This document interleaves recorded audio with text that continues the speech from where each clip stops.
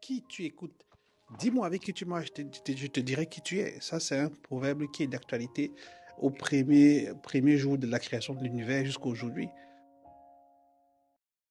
Aujourd'hui, je suis avec mon grand frère. Moi, je l'appelle mon grand frère parce que on se connaît quand même depuis longtemps. Mhm. Il a été bon. Je vais pas le présenter. Je vais pas le faire présenter, mais il va se présenter. Voilà. Ouais. Donc, je te donne la parole. Ouais, merci Gaëtan. Donc, comme Gaëtan a dit, on se connaît depuis un bon bout. Ça fait plus d'une dizaine d'années depuis le Cameroun, dont on s'est retrouvé au Canada. Moi, au Canada, je suis chez Desjardins comme analyste fonctionnaire chez Desjardins, c'est-à-dire que tout ce qui est TI, solutions informatiques, tout ce qui est transformation de besoins d'affaires en besoins techniques. Donc voilà, j'étais à Montréal pour me promener un peu et voir certaines des personnes que je connais. Donc j'ai appelé Gaëtan qui est à Granby aujourd'hui. Donc voilà, comme c'est sur la route pour rentrer à Québec, j'ai donc de m'arrêter chez lui pour qu'on puisse un peu discuter. Déjà, je tiens à te dire bienvenue au studio. Tu as Merci. vu que je n'ai pas quand même beaucoup dormi. Bien sûr, Donc, oui, oui, c'est surprenant. En tout cas, j'ai toujours vu cette fibre-là en toi depuis, c'est-à-dire que cette partie créative-là, quelqu'un qui cherche des solutions, qui sort de sa zone de confort. Et je vois même sur le mur là-bas, Your Comfort Zone with Kill You avec une sœur qui essaie de faire un panier de dunk là, c'est-à-dire qu'elle quitte un univers qui est complètement différent de ce qu'elle essaie de faire. Donc, c'est ce que j'ai toujours vu et su en toi. Ça ne me surprend pas. Je suis très content parce que je sais que tu sais très bien faire les choses. Donc, plus moi te dire que bravo, c'est tout. ça me fait très plaisir. Ouais. Bon, aujourd'hui, j'aimerais qu'on parle de quelque chose qui mine vraiment notre société dans ce pays.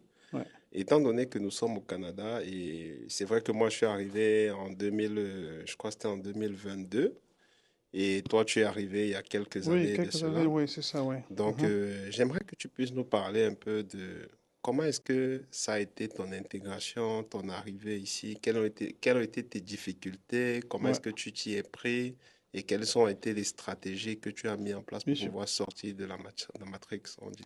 Exactement, parce que il y a un problème dans nos pays, spécialement au Cameroun, qui est le pays que je connais le mieux. C'est-à-dire que les gens sont dans l'optique de partir à tous les prix, pas de partir à tout prix. Partir à tous les prix, ça veut dire que quel que soit, qu'il pleuve ou qu'il neige, les gens veulent partir et n'ont pas de projet pour la majeure, pour la quasi-totalité des personnes qui quittent le Cameroun. Les projets d'immigration, ce sont des projets qui sont comme des projets de vie. Ce sont des projets de vie, en fait, parce qu'on change de paradigme, on quitte une société qui est désorganisée, entre guillemets, on est dans une société qui est organisée. Alors, si on n'est pas préparé mentalement à faire cette transition-là, il y a des échecs. C'est pour ça qu'il y a des dizaines de personnes, un grand pourcentage de nouveaux arrivants se suicident. Mais moi, pour revenir à la question que tu as posée, comment ça s'est passé? Moi, j'ai travaillé le projet, j'ai travaillé ce projet pendant au moins un an. C'est-à-dire tout ce qui était information, tout ce qui était chasse de l'information, comment ça se passe, comment ça va se passer, comment on va arriver, là on va rester, les écoles pour les enfants. C'est-à-dire que j'ai préparé le point A jusqu'au point Z du premier jour jusqu'au dernier jour que j'ai quitté le Cameroun. Donc honnêtement, je n'ai été surpris par rien. Un élément qui est très important aussi, maintenant, quand tu arrives au Canada aussi, il faut savoir qu'il y a des personnes qui sont là avant toi, membres de la diaspora, qui sont là avant toi. Donc, tu dois faire un choix. Est-ce que tu écoutes ceux qui ont réussi, ceux qui ont bien fait les choses, ou bien tu écoutes ceux qui ont échoué? J'ai toujours dit que réussir au Canada, c'est deux facteurs. Celui qui te parle à l'oreille, qui te dit ce que tu dois faire, comment tu dois faire, et celui qui t'accueille. Comme on dit souvent, si un riche marche avec cinq pauvres, il sera le sixième pauvre. Mais si cinq riches marchent avec un pauvre, la sixième personne qui est le pauvre sera le sixième riche. Ouais, c'est Donc, vrai. il faut s'entourer de qui? Tu écoutes qui? Parce qu'il y a la bonne diaspora, il y a aussi la mauvaise diaspora. Ils sont Il y a pleins les là gens, sur les voilà, réseaux là. ils quittent là au Cameroun, ils sont toujours dans les bars, discutent de salaire, Samuel Eto'o, de Dorba, puis faut que tel machin et tout. D'accord, on s'amuse, on voit le foot et tout et tout. Ils partent, ils sont en train de boire les bières, ils cherchent les femmes et tout. Ils arrivent ici, ils veulent répéter le même scénario. Oui, La charge, et voilà. aussi, pour ne pas te couper, j'ai Mhm, aussi fait cette remarque parce que moi aussi, je me suis buté quand je venais mhm. juste d'arriver parce que je voulais reprendre les mêmes schémas que j'avais Exactement. l'habitude d'avoir au pays parce qu'il faut noter que je sortais quand même beaucoup quand j'étais au Cameroun. Mhm. Mais je me suis rendu compte qu'arrivé ici, j'ai voulu aussi rentrer toujours dans la même communauté, les mêmes types de personnes. Exactement. Et tu te retrouves en train de travailler les fins de semaine, tu es obligé de sortir parce que non, il faut peut-être dépenser. Mais la chose que j'avais remarqué qui a fait le déclic dans ma tête, Mhm, c'était que j'avais des amis, et je pense que beaucoup de gens ont des amis comme ça dans le pays ici. C'est-à-dire, vous sortez tous les week-ends. mhm. Il dépense de l'argent, tu dépenses de l'argent, mais tu connais pas qu'est-ce qu'il fait pour avoir ses entrées. Exactement. Donc, ça m'a un peu lavé la tête. Je me suis dit, non, il y a un problème. Mhm. Eux, ils ont déjà leur train de vie. Et Exactement. moi, je ne veux pas avoir à les suivre parce que je n'ai pas encore Tu ne mes sais pas sur quoi fondations. il compte.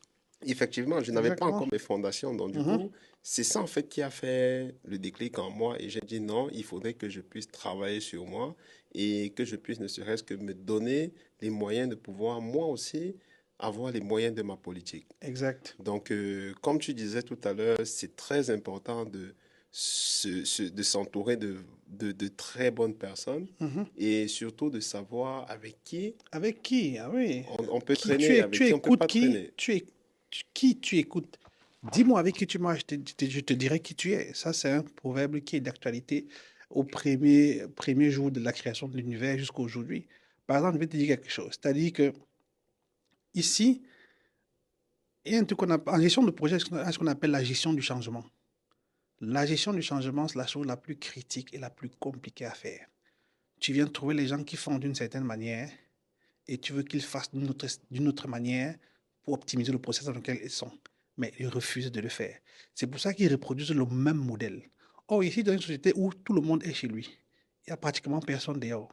Quand tu vois les gens dehors, soit c'est dans leur voiture, soit c'est dans une gare de bus, soit c'est dans le métro, bref, ils sont toujours en mouvement.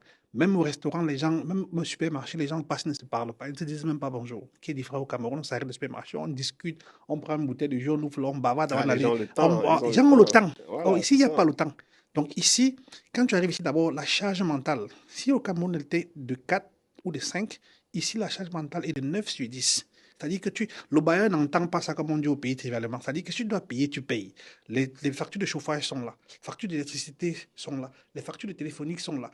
Tout ce que tu touches dans ce pays est payant. Alors, qu'est-ce que tu fais? Est-ce que les maigres revenus que tu génères quand tu viens d'arriver parce que tu es en train de te chercher, tu mets ça dans la boisson, dans les femmes, dans les sorties, ou bien tu dis, OK, je suis dans une période de transition, je prends ce que j'ai aujourd'hui, je crée une petite sécurité financière pour me protéger en cas de changement de ma situation, et puis je travaille à ce que je puisse trouver un projet qui corresponde à mes aspirations et que je puisse progresser. Mais non, si tu répètes les mêmes schémas, oh, le Canada est mauvais, après tu es sur Facebook, un pays, un faux pays comme ça. J'étais au Cameroun, j'étais professeur de lycée, j'arrive ici, je suis gardien dans une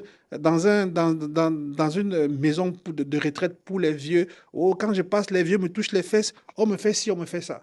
Mais c'est ce que tu as choisi. Mhm. Tu peux être bac plus 3 bac plus 5 ou bien un gars qui a une technique, qui connaît quelque chose, tu arrives ici au Canada, et puis tu te contentes du minimum, c'est-à-dire que tu reproduis le même schéma que tu as répondu en Afrique. De toutes les façons, si le Canada est terriblement difficile, comme tu dis, rentre alors au Cameroun. Mais s'ils veulent alors Parce que rentrer, au Cameroun, c'est 10 fois, c'est 100 fois plus difficile qu'ici. Donc, si au Cameroun, tu te battais, tu t'en sortais, si tu mets la même énergie ici et que tu te conformes à ce que les gens font, tu vas exceller. Tu vas rattraper 10 ans de ta vie que tu as perdu au Cameroun. Mais combien de personnes ont la présence d'esprit, ont le sacrifice, peuvent faire ce sacrifice-là? Et ils écoutent qui? Ils ont beaucoup de coachs sur Internet.